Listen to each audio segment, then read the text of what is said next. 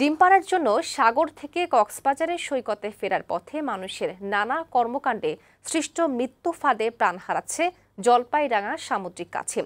গত ৩ মাসে মৃত্যু হয়েছে ১০৩টি মা কাছিমের মৃত্যুতে সামুদ্রিক বাস্তু সংস্থানেও দেখা দিয়েছে বিরূপ প্রভাব। এই অবস্থায় কাছিম সংরক্ষণে উদ্যোগ নিয়েছে কক্সবাজার দক্ষিণ বন বিভাগ। কক্সবাজার সংবাদদাতা শাহজাহান চৌধুরী শাহিনের পাঠানো তথ্যচিত্রে লামিয়া আক্তারের প্রতিবেদন। ডিম দিতে জন্মস্থানেই ফিরে আসে অলিভ রিডলি বা জলপাইরঙা সামুদ্রিক কাছিম। কক্সবাজারের সোনাদিয়া পূর্বপাড়া, পশ্চিমপাড়া, পেচার দ্বীপ, মাদারবনিয়া, শাহপুরীর দ্বীপের সৈকতে ডিসেম্বর থেকে এপ্রিল মাসে মা কাছিম ডিম পাড়ে।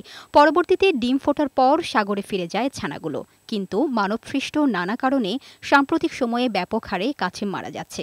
গেল ৩ মাসেই কক্সবাজারের বিভিন্ন সৈকতে অন্তত ১০৩টি মা কাছিম মারা গেছে।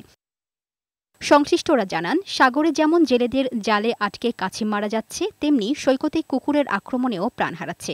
সেই সাথে সাগর পাড়ে ডিম পাড়ার নিরাপদ পরিবেশ না থাকায় গত ১৫ বছরে কাছিমের প্রজনন উল্লেখযোগ্য হারে কমেছে। এই বছর আমরা হলো যে ১২,৪৩৪টি ডিম আমরা সংগ্রহ করেছি। এর মধ্যে থেকে প্রায় 40% আমরা বাচ্চা মুক্ত করেছি। কাছিমের সংখ্যা কমে যাওয়ায় সামুদ্রিক বাস্তু সংস্থানেও বিরূপ প্রভাব পড়ছে। সাগরে বেড়েছে জেলিফিশ, কমেছে জেলের জালে মাছের পরিমাণও। এই অবস্থায় জনগণকে সম্পৃক্ত করে কাছিম সংরক্ষণে উদ্যোগ নিয়েছে বন বিভাগ ও জীববৈচিত্র্য সংরক্ষণ কাজে নিয়োজিতরা। সৈকতের বিভিন্ন স্পট থেকে কাছিমের ডিম সংগ্রহ করে ফুটে যাওয়ার আগ পর্যন্ত দেখভাল করে সমুদ্রে ছেড়ে আসছে বন বিভাগের নেকোম নামে একটি প্রকল্পের কর্মীরা।